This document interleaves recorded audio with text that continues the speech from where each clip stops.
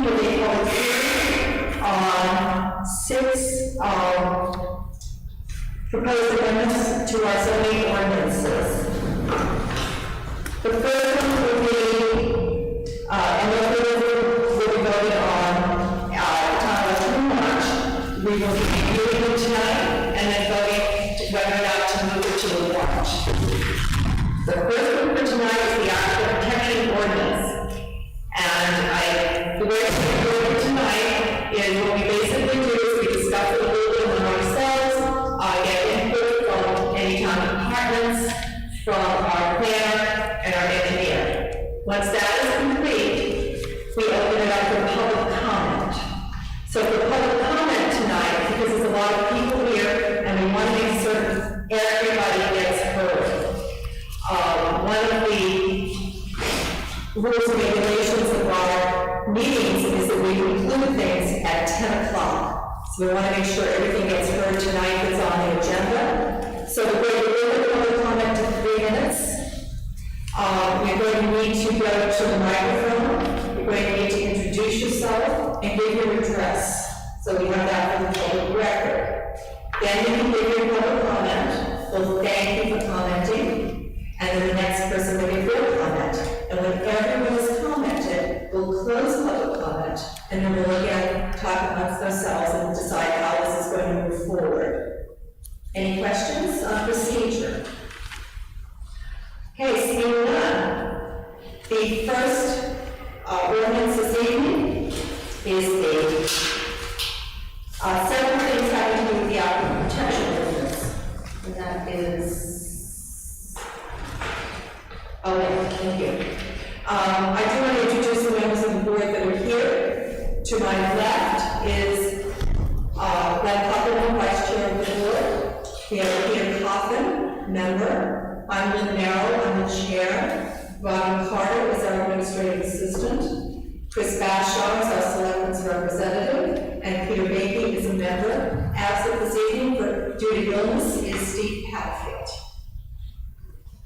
And at this point in time, we have no alternates, so if anyone would like to be an alternate, we'd be very happy to bring you on board. As Robin, do we know about Robin contact us? Robin has not contacted us. I'm expecting Robin to get a comment at some point in time, who's also a member. So, Aquifer Protection. So the first ordinance is for the Aquifer Protection Zone. It's in our zoning code on page 201. It is Article 201.4.E.4 under gas stations. And the action is to remove the language citing gas stations, and which says except for gas stations were allowed, is what it used to say. And now I'm going to remove the term except for gas stations were allowed, which would mean gas stations would not be allowed. We'll take all 4 of these together because they're all pretty much together. Another one is, again on page 201, is the Aquifer Protection Zone. Is 201.2.K, a regulated substance. There is no section on that at this point. We're considering adding language that says regulated substance, any substance, material, or waste, the use, generation, handling, storage, treatment, or disposal of which is regulated by any local or state government authority, including any of the same designated by any authority as hazardous, genetic, cloning, fetal, or embryonic. The third thing is to spill prevention. We're going to add a section which says facilities that store and use regulated substances, which we have just defined, shall submit with their application to the planning board an adequate spill prevention, control, and countermeasure plan, which is abbreviated as SPCC, approved by the Kingston Fire Department. So those are the 4 sections. We're going to remove the section on page 201, Aquifer Protection Zone, 201.4.E.14, prohibited uses, In Zone B, such facilities require a special exception from the zoning code adjustment that imposes additional protections for groundwater.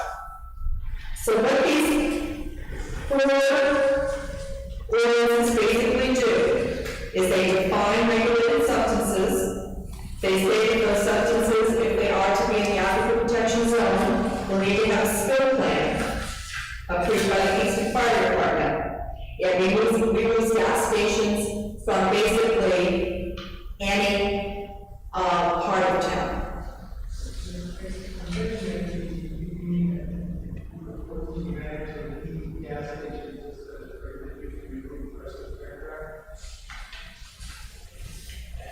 No, they're removing the words from that paragraph except for gas stations were allowed.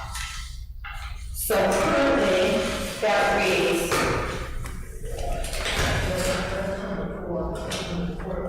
number 14 says gas stations in Zone B, such facilities require a special exemption from the zoning code adjustment that imposes additional protections for groundwater. That's being deleted.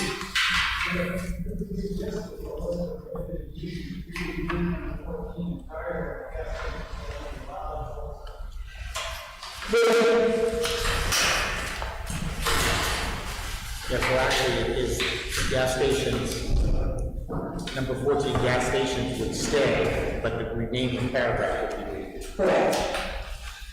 Yeah, so the word gas station stays prohibited, and the rest of it is removed. Is the intention that we're discussing these all as a whole? Okay. I think that makes the most sense, is to do them all as a whole, because they're all interrelated. And the comments from the public will probably be about the same for each one. So then basically what we're doing is we're defining regulated substances. We're saying the regulated substance is going into an aquifer protection zone, it must have a spill plan, and we are eliminating gas stations. Pretty much for the town of Kingston. Now, just so that you're aware, the gas station that was proposed for the northern end of town, across the street from Carriage Town Plaza, will not be affected by any of this because that came before the town prior to these ordinances being presented, and that's currently in litigation. So that depending on how the judge rules, if he rules that they're accepted, then that gas station will proceed to be heard by in front of the planning board.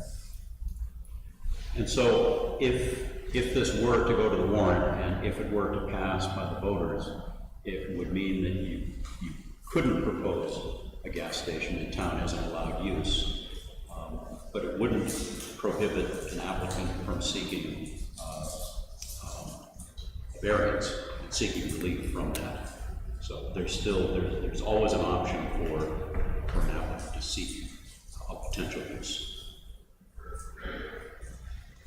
Okay. Any comments from the planning board before we go to public comment?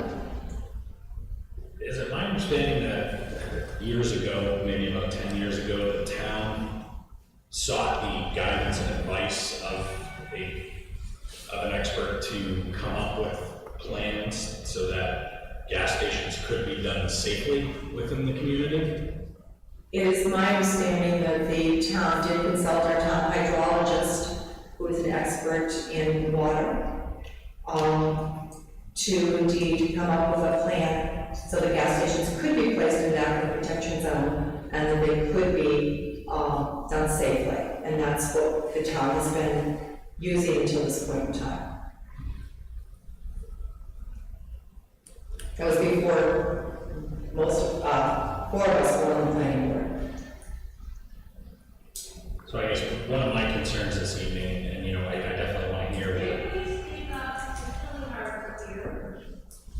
So one of my concerns for this evening is that by grouping these all together, I still want to hear input from the public and, some of their opinions on the issues, but by grouping all four of these together, initially based off of, the rules that I've read and the measures that we have in place to allow these when they're done correctly, kind of conflicts with me. I'm all for defining regulated substances and ensuring that spill prevention is included with any type of planning, but doing a blanket prohibition of gas stations when the town's consulted with an expert to come up with ways to do it safely. Especially, you know, using that example of that one gas station that's going to be, you know, essentially grandfathered if it passes litigation. You know, I look at other properties that are for sale in the neighboring town that I've heard of gas stations going in there that are actually closer to the Little River. And I think Kingston's, you know, taking steps to make rules to be a better steward of the town. And I think, you know, going in our community is probably going to face a bit more scrutiny.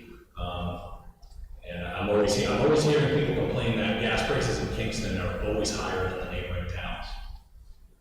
So I'm conflicted about handling these all. Well, just because we're taking public comment together does not mean we're voting on them together. Okay. We'll be voting on them separately. Okay, so each one of these would be voted on separately. Okay. There may, for example, not be any public comment on regulated substances. Okay. But because they're all out of protection, I thought we'd just take them all together because some of them may overlap. Okay. Okay. Any other comment from the board? Seeing none, is there any public comment from the public? Yes, sir, just please. No, please, if you'd like to speak, you must go to the microphone so that people at home can hear you and so they can be recorded. Thank you. Please introduce yourself and where you live. I'm Dana Akers. I live on Country Pond at 16 Rhinefest Lane. I just wanted a point of clarification. You mentioned this, this would prohibit gas stations in the whole town, but that's not true from what I can see on the aquifer protection map. There is a section 125 in South Kingston, quite a section that's outside both of the aquifer protection districts, so that still would be allowed there. Yes, it would, but the majority of the town is in aquifer protection, and the rest of it is pretty much residential, except for that one small section in the southern end of town. Which is commercial. Yes.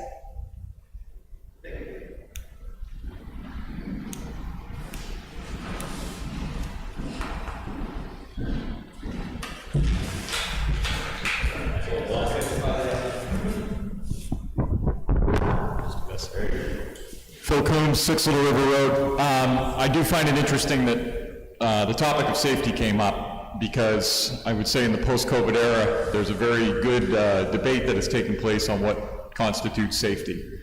And I think one of the biggest things that determines that is the community. Who decides what is safe for the community? And that's one of the prime directives of this board, to have the community decide what we want to enforce as far as the future of our town, the plan for our town moving forward. I do feel the hydrologist was in error in making that recommendation. A simple visit to the one-stop portal on the DES website shows you that every underground tank associated with a gas station in the town of Kingston has leaked. Bayberry Variety, Crickle's Country Store, Walter S. Clark, just go down the list.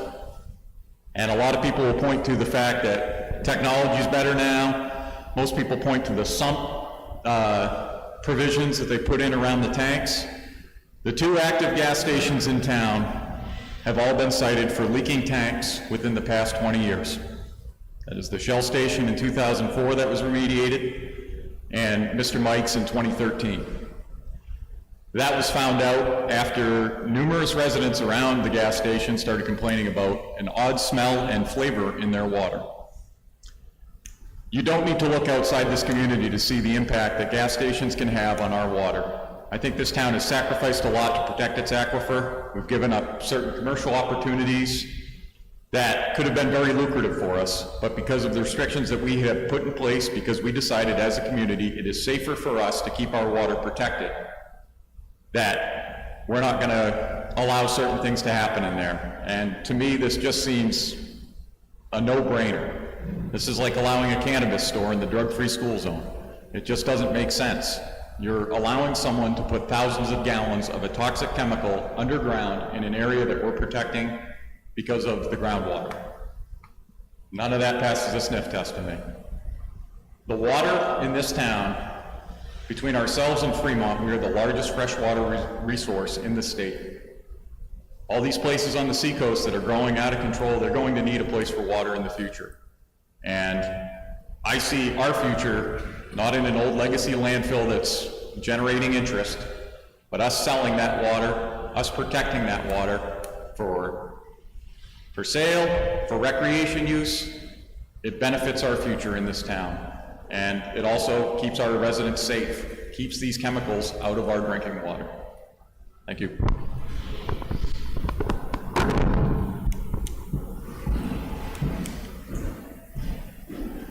Any other comment? Yes, Muriel.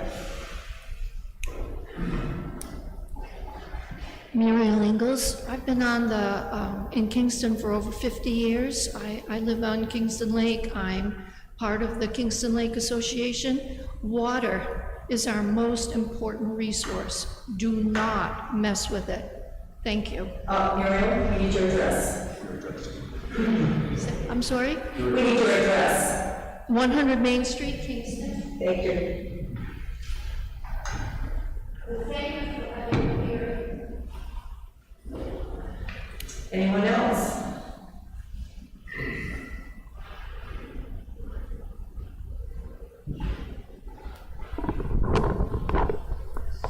Jim Sorrell, 24 Great Pond Road. And this is just for clarification. I didn't hear, when you listed all those things, the term PFAS. And I think that because that's such a big problem throughout our state, thank God we don't have it here, but Pease and other locations near, I can't remember which, but it's the river that goes through Newburyport. I mean, they've had major PFAS problems. So just a thought, if it's not in there, because PFAS, we had probably some problems with the fire department because some of the chemicals they used had PFAS in it. Is PFAS in there in the list? You know? You're talking about the regulated substances. It's not. That's an interesting point. Oh, just a thought, because that's a major problem that's been around for a long time, and it's a critical issue because it's cancer causing. That might be worth considering adding to the list. Thank you. Thank you for having the hearing again. Madam Chair, since that was one of those topics that might be not addressed, it's worth noting the way this is worded, and as you read it, material waste generation, management, storage, treatment, or disposal, which is regulated by any local or state government authority. And we have including, it's not specifically listed, but it would be covered under regulated substance. So it should be. It says including anything designated as hazardous. By inference, it's included because it's a regulated substance. The state regulates it. And Right. so it would probably be captured under that overall umbrella. But thank you for bringing that up. Any other public comment?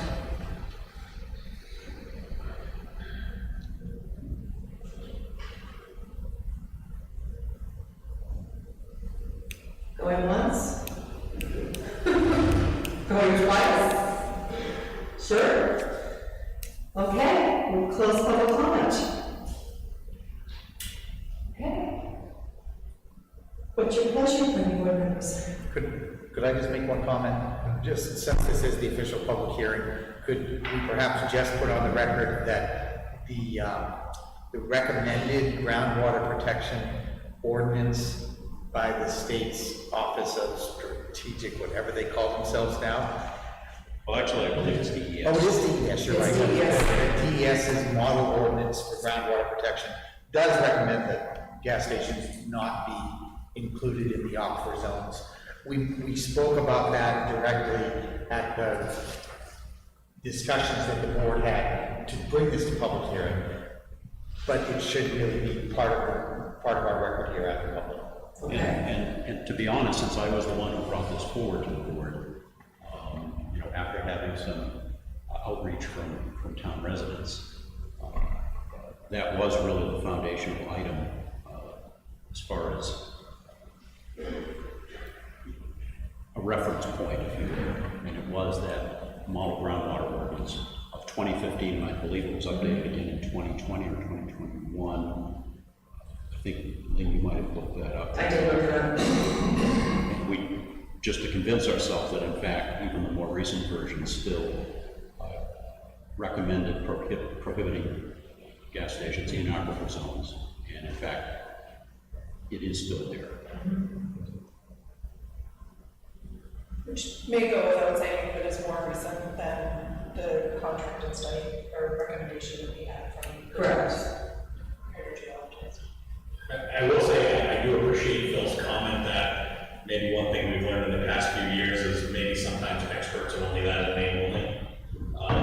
And that we can learn some new stuff from it. And I do appreciate what Phil said about, you know, I personally may not agree with a blanket prohibition on it, but I also believe in the town's people's right to have a say in it. Yes, Glenn? Just one last thing. I work with Ms. Treslow very closely on a ton of projects. Her input to us, I don't know if we ever asked her directly, would she put gas stations in an aquifer protection zone? I believe she would adamantly say she would not. That wasn't what we asked her at the time. We asked her at the time to review our aquifer protection ordinance and bring to us her suggestions for making it more manageable. And that really was a discussion of better defining the differences between Zone A and Zone B within our ordinance. She is a highly qualified hydrogeologist, and if we had asked her the question, I am sure she would have said, you shouldn't have it there at all. I do not remember us ever asking her that question.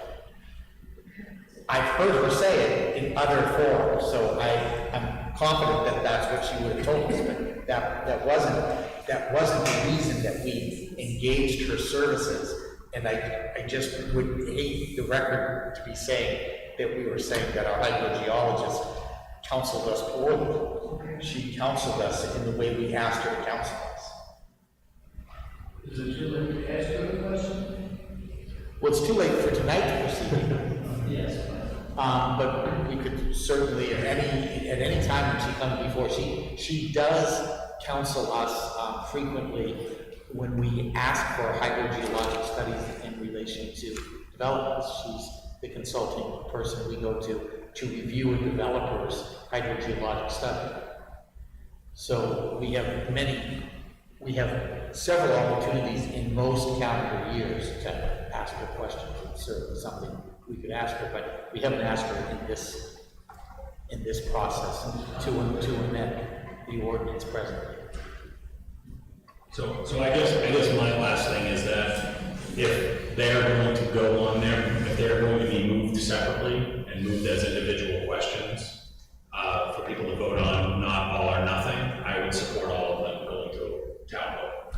Oh, I think it's the only way we can do it. It is the only way.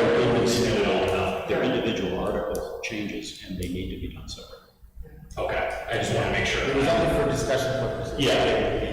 We talked about together. Okay. And I think the chair was thinking that since there were a lot of folks here wanting to talk about it, a lot of these were sort of wrapped into one area. Yeah. Okay. Okay, any further comment from the board? Seeing none, do we have a motion? Well, Just make one. You still should do them individually. yes. Yeah, we need to vote them. Yeah.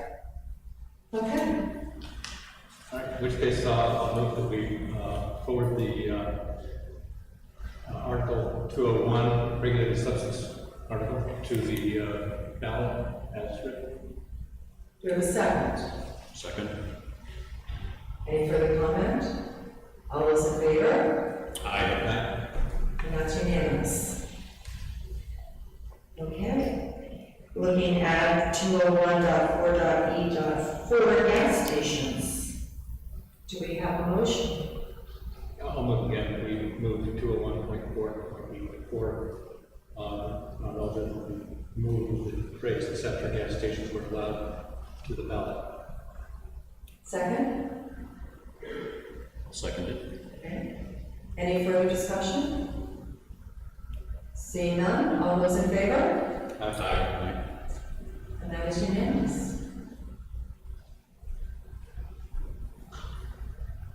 Do I have a motion for 201.4.E.14, prohibited uses, removing gas stations from the special, having a special exception? Again, I'll motion move that article 201.4.B.14 to the ballot. Do we have a second? Second. Any further discussion? Seeing none, all those in favor? Aye. That carries unanimous.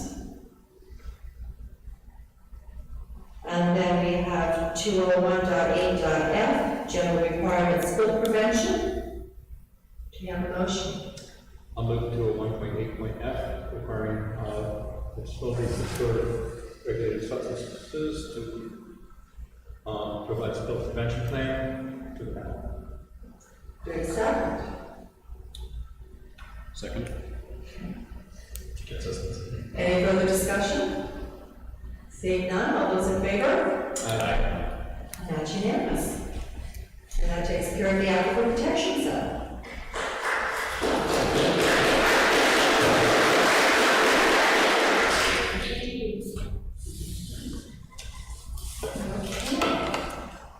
Thank you all for coming.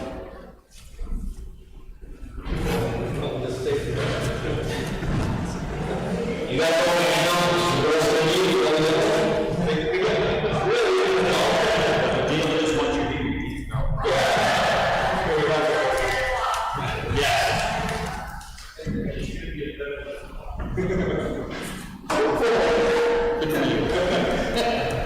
Good for you. Okay.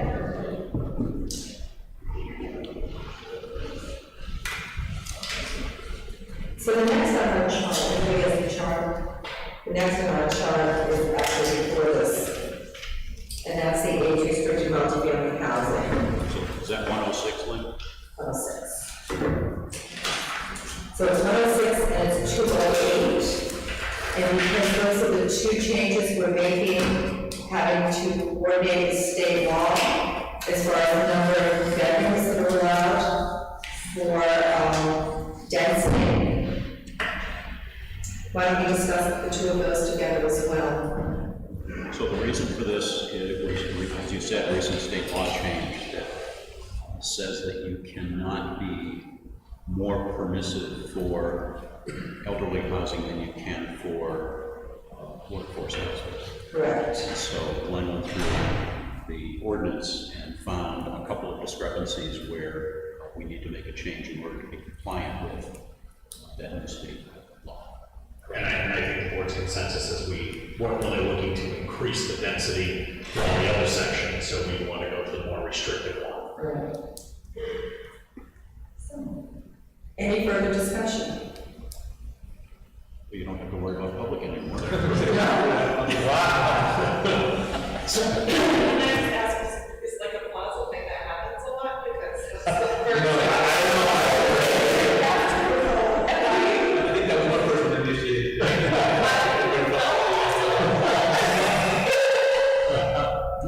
You haven't been here long enough to have experienced that. I mean, you have To experience. I think it's happening with like almost the day. I think it's happening with like most of the turnaround. Well, that would have been us. It doesn't happen very much. Well, we should make it a requirement. Can't move on until the plazas.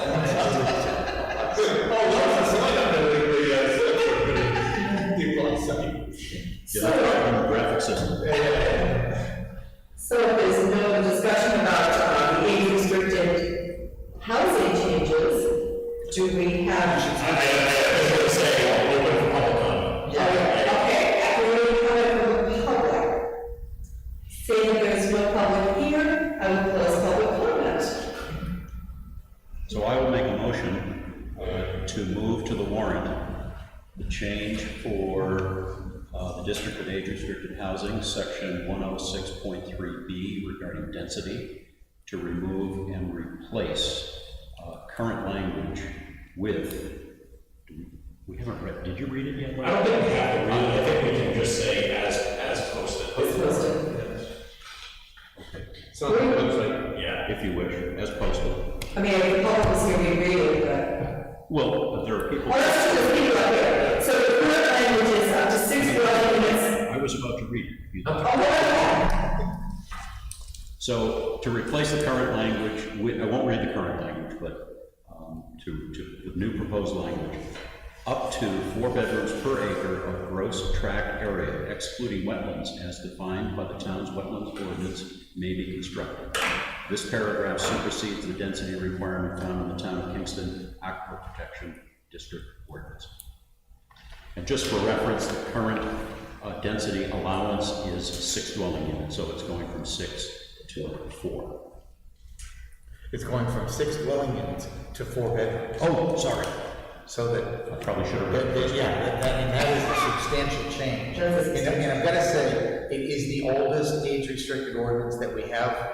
And from my perspective, although there is undeveloped land still in that district, it's predominantly wetland, and I believe it can't be further developed. But because we have that density allowance, if we don't do something about it, it will look like we're providing a greater density to age-restricted than to multifamily. Correct. So we have a motion, we have a second. Any further discussion? All those in favor? Aye. Would be unanimous. And then we have the age restricted housing 208.4.B.1A, maximum density 3 units per acre of gross tract area, including all wetlands as defined by this ordinance, is what we currently have, and we're changing that to maximum density 4 acres per unit of gross tract area, including all wetlands as defined by the town's wetlands ordinance, excluding all wetlands, I'm sorry. So. Make a motion. You probably want to do the. Yes, comment there. we'll open for public comment. If there is no public, we will close public comment. Yes, that's true. Motion to move that to warrant. Wait a second. As amended. Any further discussion? All those in favor? Aye. All right. Accessory dwelling units, can we make a change in what this agreement to? We can, and if it's substantive, it means we have to hold another public It's hearing. not substantive. Okay, if it's editorial, you can. But in this one, what I just noticed as I read it, was at, we're changing, accessory dwelling unit 2, was 206.4.J, requirements, was that the septic system requirement we have is adding to that, determining if the existing system is functioning properly. An inspection report of the system prepared by a licensed New Hampshire septic system designer. Designers don't necessarily do inspections, and inspectors are licensed. So I think the word designer should be changed to the word inspector.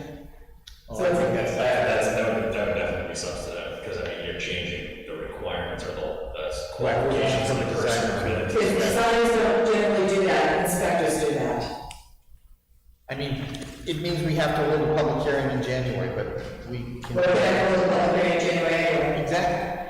So I think we should change that. I agree with you, I think we should. I'm sorry that I didn't notice it till now. So do we need a motion to move it to the public hearing in January?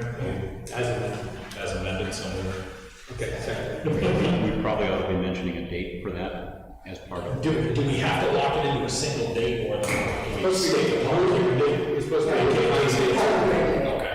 Is there a snow date for that? If that occurs? Okay. Okay. So that would be January 3rd. We should do it the first one. Yeah. January 3rd. And change the word designer to To inspector. And I know that because the city committee state hearings, they had a discussion, And many people do indeed confuse the two and think that one is the same as the second one. I think this person might have been here for what just happened. Can we have you?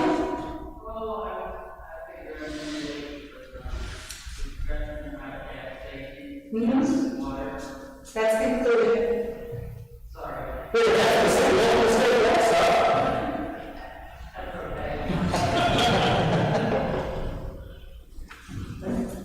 So that is being moved to January 3rd. Okay. And all those, take a vote? You did not. All those in favor? Now, because this is a zoning proposal and it has changed, Rob, we actually do have to re-notice and post it, which we wouldn't usually have to do if we've done a time and date certain. But the law for doing this kind of thing says that we have to, so we'll have to do that. It's different than a normal public hearing, where Correct. we could just do a continuance. It's a whole It, reposting. they actually consider it to be a new public hearing. Okay, and the last one on the initial list.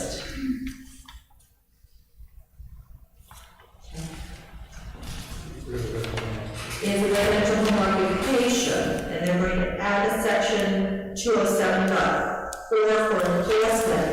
This section shall be administered by the Board of Selectmen. Any person who violates the provisions of the section shall be fined in accordance with RSA 676:7. Colon 17. 17, thank you. Comma, And that's I to V, 1-4, as may be amended, please refer to section 8-1000, the penalties, administration, and enforcement of this ordinance. So this constitutes a bit of a change from what we talked about at the first hearing when we said we'd move this forward. What I've done here is, this brings it in line with the overall enforcement chapter we're setting up, that we haven't heard back from council yet. So, but I want to have that discussion when we talk about that one. But this does, by referencing the RSA, it does, the RSA states the fees that you can do, and they're $275 to $550 per day. So those are, you had directed that Rob and I could establish what the appropriate fee would be, penalty would be, but that's the state penalty. So by referencing it, if they change that, either way, if they were to increase it or decrease it, we'd be still in conformance and compliance with state law doing it this way. We don't have to make ours only. Correct. Correct. So, any other discussion about the residential home occupation ordinance? Yeah, so there's been no other changes to it other than the enforcement section. Yeah, this is an entirely new section that didn't exist before.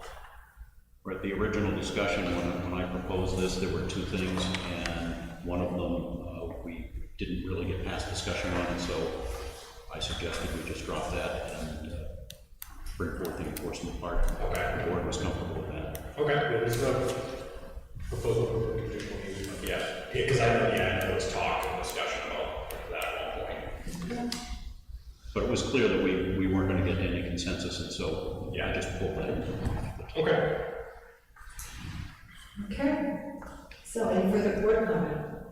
We have any public comment? We have no public. We will close public comment.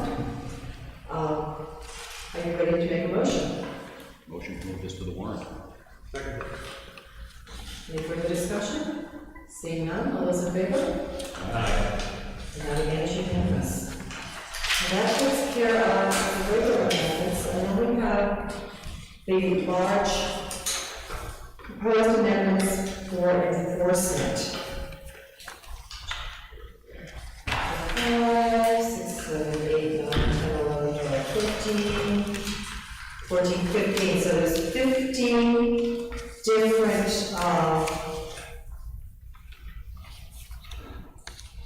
amendments to various sections of the zoning ordinances for proposed new language for enforcement of the ordinances. So, starting with, this is an entirely new section, section 1000. I think it's 1000. Actually, we have an addendum section. Oh, do you? It's woefully out of date, it doesn't include some things that the section wants, so this new one Replaces that? replaces that in its entirety. Now, here's a question I have for the board. We really want to hear from council on this. And I know that the selectmen have sent it to council. We haven't heard from council. Yes, we haven't gotten an official response back from council on this. I think council is kind of tied up with some of the issues that the town is reviewing, so, and I agree. Because the goal of bringing in council is obviously this is to fix a lot of unenforceable sections of numerous ordinances and clarify fines and schedules, those type of things, so I would really like us to hear back from council, and I would recommend that we move this to another public hearing. That's what I would reiterate to the select board that we need to get an answer back from town council hopefully within the next week here. I mean, if she looks at this and she just says, this isn't achieving what we want, well then, why waste a lot of time tonight? And I do explain to council that we recognize that this is not a complete fix for all the deficiencies throughout the ordinances, but we were hoping it would kind of at least be a substantial Band-Aid to get us through until the next year where, you know, we can continue to work on it. So I did advise council of that. Is this something we can move to our next meeting next week?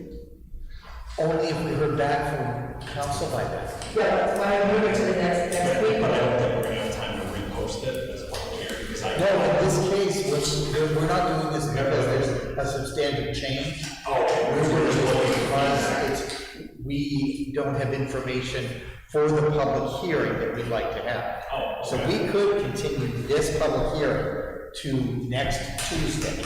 Why don't we do that? If we hear something, that's fine. If we don't, then we really need to send it to January. Because there's two pretty substantial warrant articles coming forward, at least two, for January. Right, for petition board. Petition warrant articles. So that's gonna take a lot of time, so we can wrap this up next week.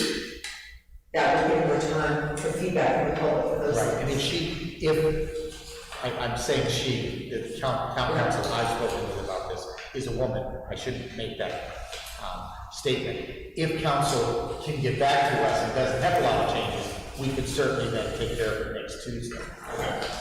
Okay. All right, so I'll remind the chairman that That'd be we really need a response back by our select board meeting on Monday that I can bring to the planning. That would be great, thank you, Chris. Yeah, I'll make a motion then to continue this hearing to next Tuesday, which is December 13, 2022, at 6:30 PM here at Town Hall.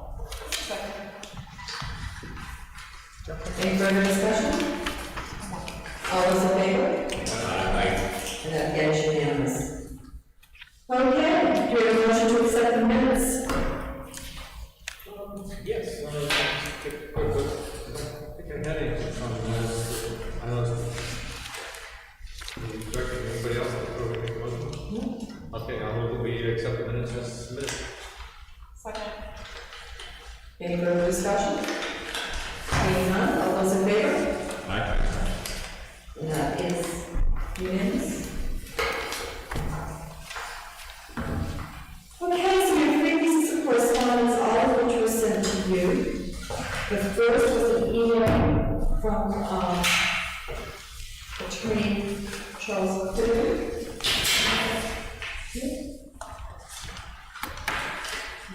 Don't need it. Okay. There we go. Good morning, Madam Dennis. I represent Comcast Corporation, which granted certain easements to John Wells, Fieldstone and Dallas Company in connection with this project in Kingston. It recently came to our attention that Fieldstone Dallas modified the site plan for approval by Kingston Planning Board, but never submitted those revised plans to the New Hampshire Department of Environmental Services. Mike Hanson of Alteration Engineering confirmed that his office never received a revised plan set, and that it is required. Comcast has repeatedly requested that Wyoming's engineer and neighbor make this right by obtaining amended permits from New Hampshire DES based on the revised plans. The request has been ignored. I realize the town of Kingston may not be aware of this deficiency, and since commercial condominium units are being sold to third parties, Comcast believes that this should be brought to your attention. We would prefer the applicant had done so, but there has been no cooperation from Fieldstone Mills. If you have any questions that we should discuss by telephone, please let me know. Thanks, Charles. And, Select Board Chair Rich Wilson spoke to me this morning. He said the selectmen are aware of this. They have contacted Fieldstone Mills. They do indeed have the plans ready to go to the state. They will be submitting them to the state. And if they don't, their second building has not received a building permit yet, and the town intends to withhold that building permit until, and an occupancy permit will be in place until they comply. I sent this to Richard the same day that I sent to the planning board, just so that the selectmen would be aware of it. I know with the development going on out there's been a lot of discussion on this for a while. So I'm happy to hear that that's the action that's being taken.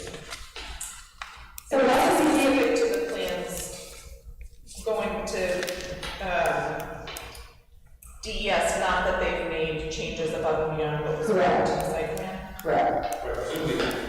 Correct. What the issue is, they made changes to get our approval and didn't resubmit those changes to DES. So if DES has problems with those, their permit could change. Which was a condition of approval. Right, and that could mean that we would want to, I don't know, revoke our approval on the site plan. So it could be a rat nest, or it could just really be taken care of fairly quickly. It's hard to tell, because I'm not sure the differences that exist between the plans that DES looked at and then the final ones that we approved. So DES will work to make sure that their desires are met. So in the grand scheme of things, if they end up refusing to issue a permit, then we have a project without a permit, and we have to revoke the site plan.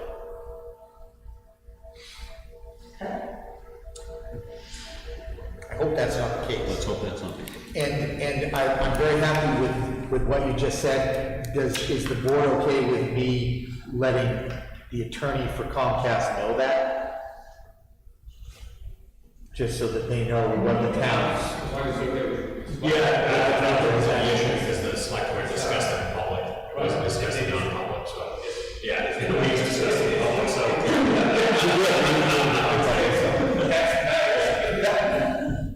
All right, well, I will contact Mr. Cleary. I just wanted to close that loop somewhere.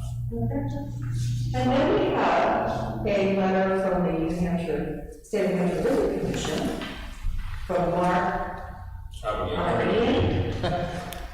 Dear Sir and Madam, California Burritos LLC has made application to the Division of Enforcement for cigar bar liquor license under the provisions of RSA 178:20-A. This establishment is located at 92B Route 125. Pursuant to RSA 541-A:39, the New Hampshire Liquor Commission hereby provides the city town of Kingston with notice of the application and informs that you may submit data, views, comments, or other materials or evidence with respect to the potential issuance of the liquor license.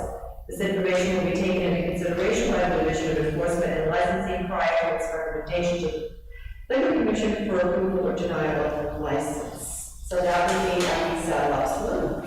This came up with the Board of Selectmen. I believe that the department had brought to issue that they're gonna have to notify the Liquor Commission that no such address exists. There is no 92 feet.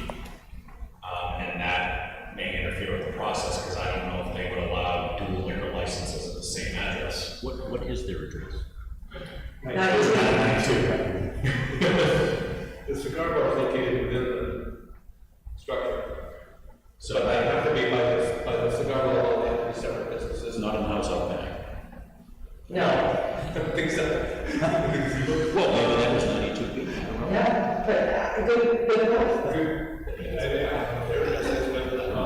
I think that may be off of Bell Road. Anyway, I would say that this is property in the hands of the police department and for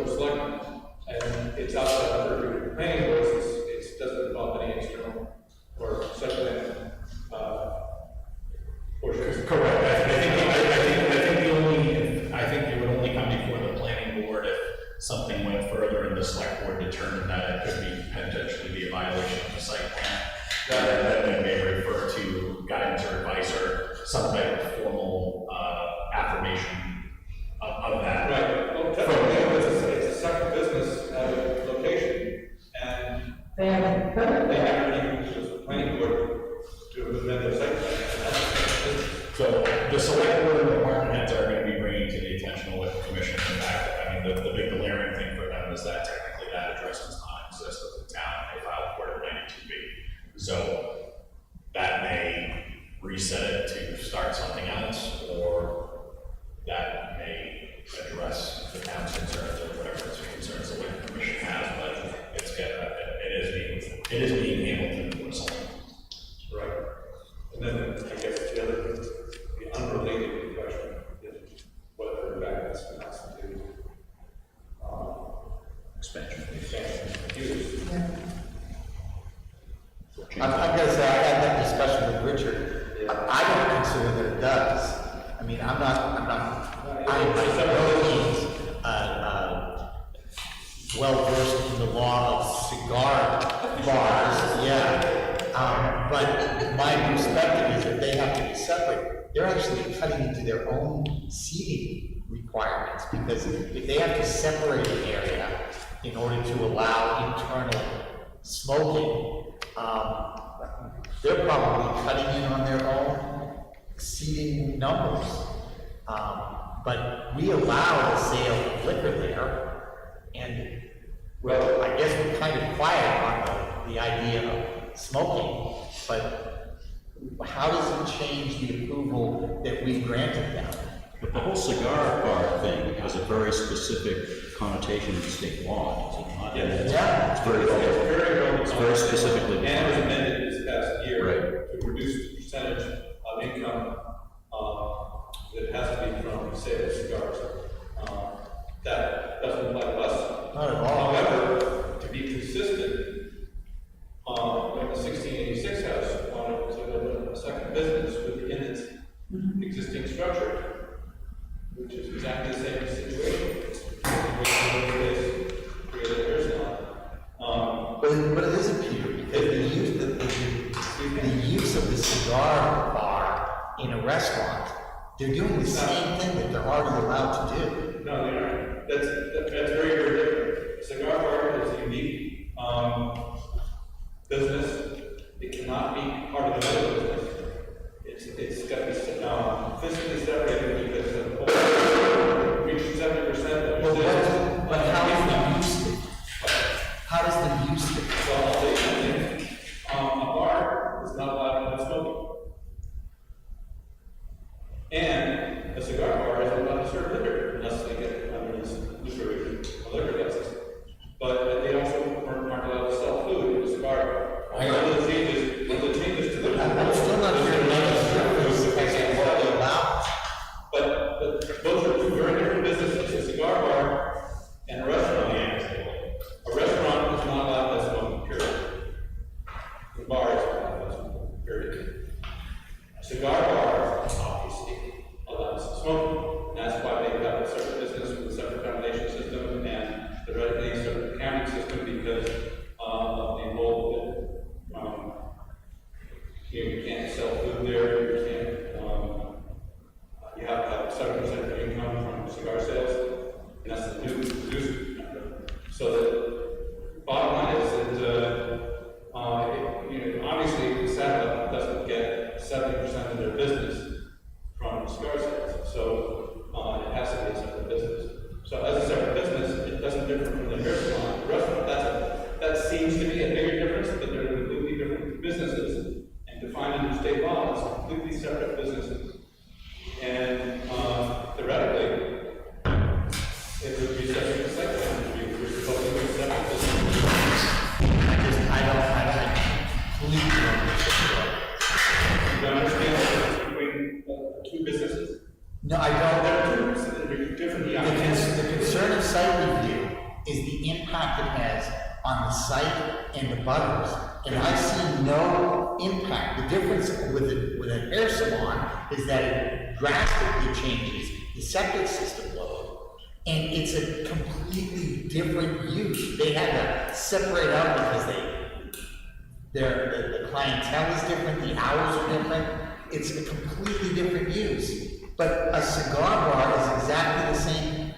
The same people could, I would imagine, have dinner and then go smoke a cigar after dinner at the cigar bar. They could, but they're going from one business to another.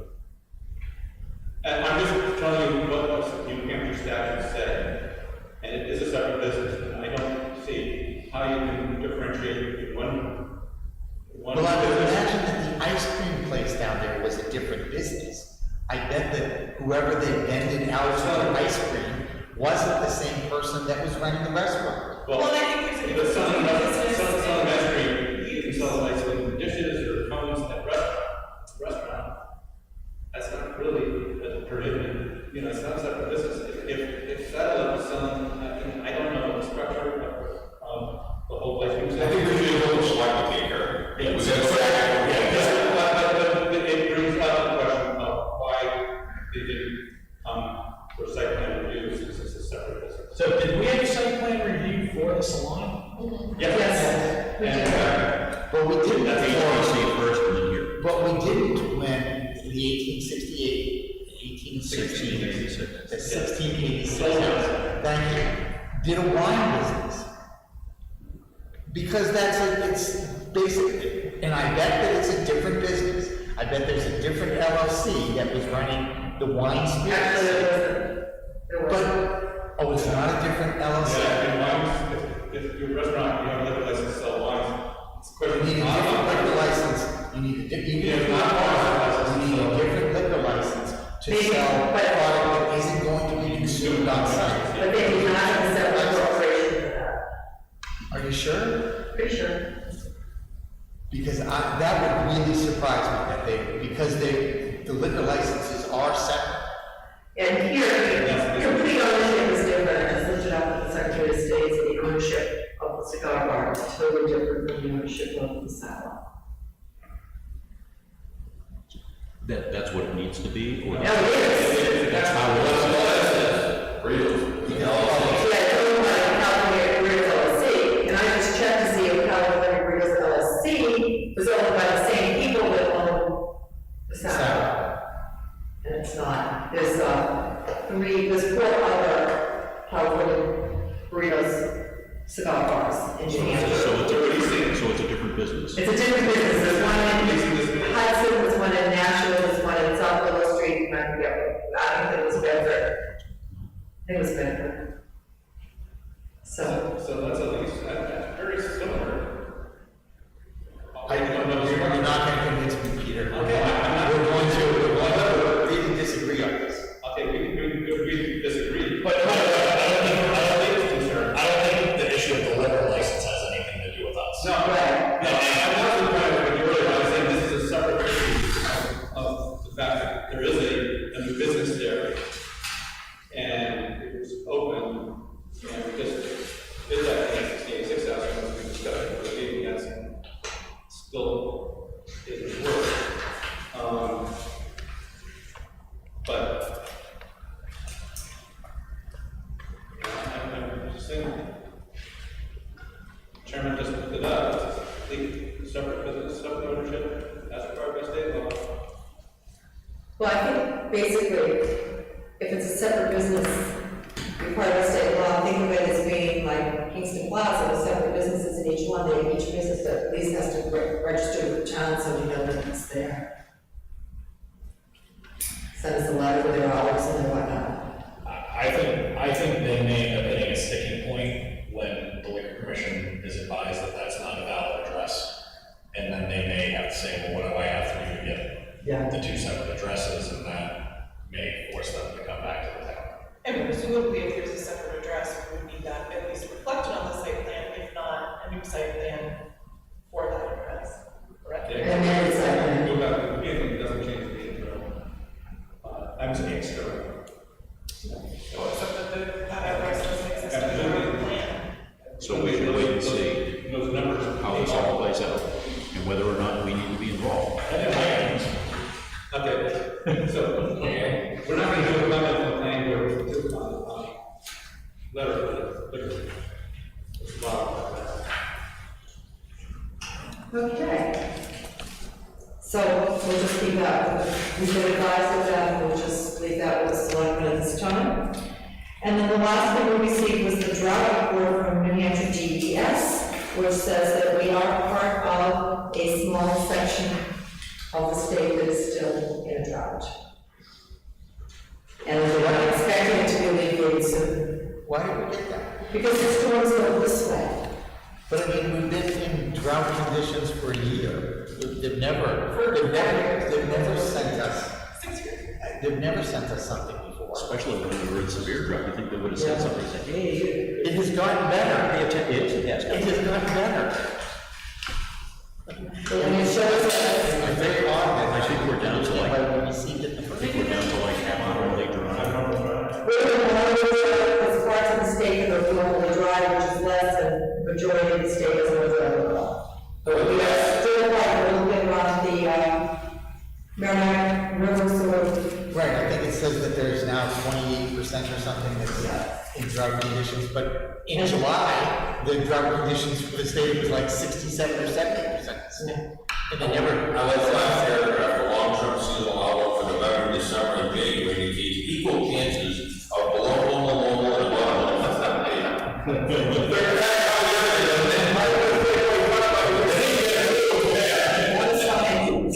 It pretty much says nothing. They don't That's the issue. So next on the agenda is the Bresnahan property. So the due date to have trees planted was October 15th. Does anybody know if anything happened? We did do the sidewalk, I just made a little note there that opportunity was, I think Robert suggested October 15th is great, because December 30th, it'd be kind of late. Yeah. Plant trees, but it would give us a chance to go out and take a look, nothing happened. We could say, you know, hold the Pittsburgh, say, plant the trees, but we know the plan. I never. I didn't notice that. I don't drive that particular section that often, but usually people come in and tell me when something's going on in the Bresnahan site. Somebody says something, and nobody said anything, so I'm assuming nothing has happened. Yeah, I haven't seen any activity. I'm in on it periodically and I haven't seen anything. So, presumably I should contact them? Yeah, I mean, should you contact them and say the board's looking for an official update on whether or not you've complied with the extension, and then the board can probably decide whether or not they want to recommend or take any action. Send it to the selectmen for action. All right, I will contact them on Thursday. So the minutes reflect that 6 months continuous agreement bill and, then the decision was October 15th. Yeah. Right, the request was to the end of December, I think, and we Yes. changed it to. Yep, okay. So that happened like. So do you have a sticker that's going? Did you, Yeah, I by then start it yet? That was, well, I knew when I looked up the date on this one that I'd be doing something because the date was coming gone. yeah, well, and actually, I'm thinking the water sense, we have a particular position. I remember when we discussed this back in June, and of course, I can forgot about it because, we said this. Yeah, I did as well. I can't remember when, nobody here mentioned it. So I will advise the board that you plan on speaking I will do that very thing. with them. Next on the agenda, we have 3 public hearings scheduled for December 13th, which is next Tuesday night, 2 ADU applicants and 1 site plan applicant. The site plan applicant is the vet. The vet, Susan, you're. and what are the ADU applicants?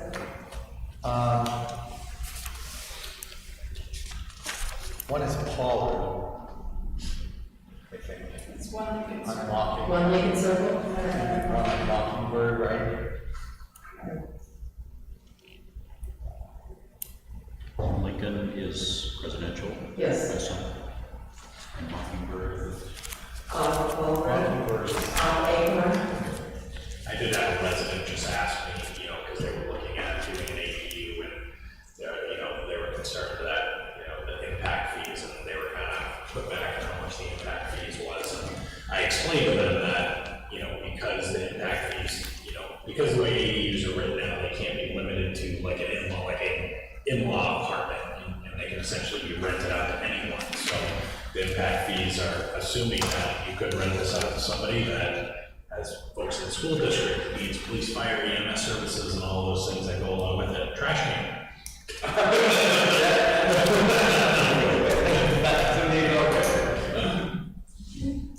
Do you have any other business to come before the board? Can I just ask a question on the impact fees? If it were an internal ADU to an existing home, are impact fees assessed for that, or is it only for a detached? Yeah, it's internal because, you can't regulate that. Like I said, they can rent it out. It's I think the language in there was substantial development. So if internal renovation still created substantial development, Well, if you're adding another unit. You're adding a dwelling then it wouldn't apply. Would or would not? It would. It would. Okay, just curious. Anything else? You get a follow-up on the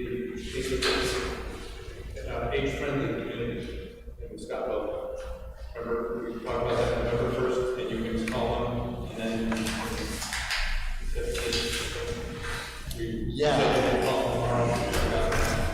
And I thought that we had decided that was going to go to Board of Selectmen. it was, but you can call Scott, the town, if you do the arrangement, do the stuff that's in there. Richard Wilson was here, and he, it was just,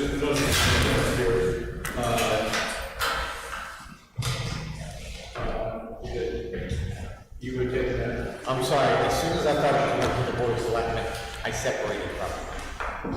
So, But you said you would call next day. if that was, Remember you said you were going to call that guy, you just called Scott, and said, no, I'm calling tomorrow morning. And,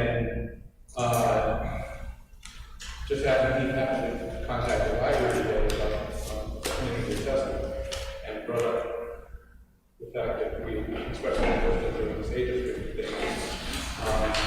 I had forwarded an email that he sent Glenn and me, this was me, about, whether we wanted to follow through that. We talked about what Richard Wilson had said about adding in churches and the human services department, and the recreation department, and now it turns out that all of our kids live in the library because they don't have all the programs. They're all interested, and all the information is supposed to be forwarded to the mayor. You took that interaction, and you even also got proposals about having a non-profit board. well, I did not do that. Okay, so, I guess we can take that back. I can take that back to action right now. And we actually give it to the board of selectmen. Chris, are you interested in having Scott on the property about that? When Richard was here, he said that it's an action item for the board. I'm more than willing to have some competition, and go over the information. I will forward Scott information on to Susan Air. Yep. And she can set up, okay. Yeah, that's fine. I'm more than happy to meet. Okay.